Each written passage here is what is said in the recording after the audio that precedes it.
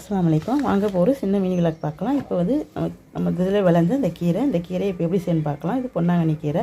வாங்க எப்படி செய்யணும்னு பார்க்கலாம். இப்போ ரைஸ் குக்கரில் தண்ணி வச்சுருக்கேன். இதில் பருப்பு சேர்த்துக்கலாம். இப்போ இதில் துவரம் பருப்பு வேக வச்சுக்கிடுவோம். துவரம் பருப்பு இதில் சேர்த்து வேக வச்சுக்கலாம். இப்போ பருப்பு வெந்துக்கிட்டு இருக்குது. அதுலேயே நம்ம வெங்காயத்தையும் சேர்த்துக்கிறோம். வெங்காயம், பச்சை மிளகாய் ரெண்டையும் சேர்த்துக்கலாம். நல்லா பருப்பு மலர வெட்டி நம்ம கீரையை சேர்த்துக்கலாம். இப்போ வெங்காயமும் பச்சை மிளகாயும் சேர்த்தாச்சு. இப்போ இது நல்லா வேகும். இப்போ பருப்பு வெந்துக்கிட்டு இருக்குது. இப்போ இதில் கீரையை சேர்த்துக்கலாம். இது வீட்டிலே விளைஞ்சது பொன்னாங்கண்ணி கீரை. ரொம்ப சுவையாக இருக்கும். உரம் போடாமல் சூப்பராக இருக்கும். சாப்பிட்றதுக்கு ரொம்ப எம்மியாகவும் இருக்கும். இப்போ இந்த கீரை எல்லாத்தையுமே இதில் வச்சுக்குவோம். வேக விட்டு உப்பு சேர்த்துக்கலாம். நிறையா இருக்க மாதிரி இருக்கும். வெந்துருச்சுன்னா கொஞ்சம் ஆயிரும். அதனால் வேக விட்டி தான் சேர்த்துக்கிறணும். இது அப்படியே இருக்கட்டும். அப்படியே மடங்கி வெந்துடும். இப்போ இதை மூடி போட்டு மூடிக்கலாம். வேகட்டும் பார்க்கலாம். இப்போ பாருங்கள், கீரை நல்லா மடங்கி வந்துடுச்சு. இப்போ நம்ம கரட்டி கிண்டி விட்டுக்கலாம். இன்னும் கொஞ்சம் வேகட்டும். அதுக்கப்புறம் நம்ம உப்பு சேர்த்துக்கலாம். இப்போ பாருங்கள், இப்போ நல்லா வெந்துட்டுருக்கு. இதில் தேவையான உப்பு சேர்த்துக்கலாம். ஏன்னா இப்போ கீரை சுருண்டு வந்திருக்கு. அதனால் உப்பு சேர்த்துக்கலாம். இப்போ நல்லா வேகட்டணும்.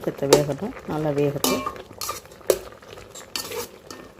பாருங்கள், நல்லா வெந்துருச்சு. ஒரு வேகணும். பார்ப்போம். வாங்க பார்க்கலாம். இப்போ பாருங்கள், நல்லா வெந்துருச்சு. இப்போ கீரை நல்லா வெந்துருச்சு. தண்ணி வற்றது மட்டும்தான். தண்ணி வற்றணும்னா நம்ம எடுத்துக்கலாம். தேங்காய் போட்டு எடுத்து வச்சிடலாம். இப்போ நல்லா கீரை வெந்துருச்சு. முடிக்கவும் தண்ணி வற்றட்டும். இப்போ வாங்க பார்க்கலாம்.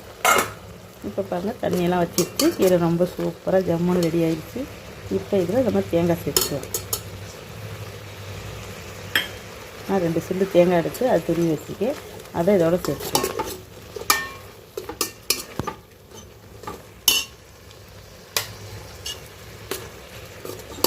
இப்போ அடுப்பு அமர்த்தியாச்சு. சுவிட்சை அமர்த்திட்டு தான் தேங்காய் போட்டிருக்கேன்.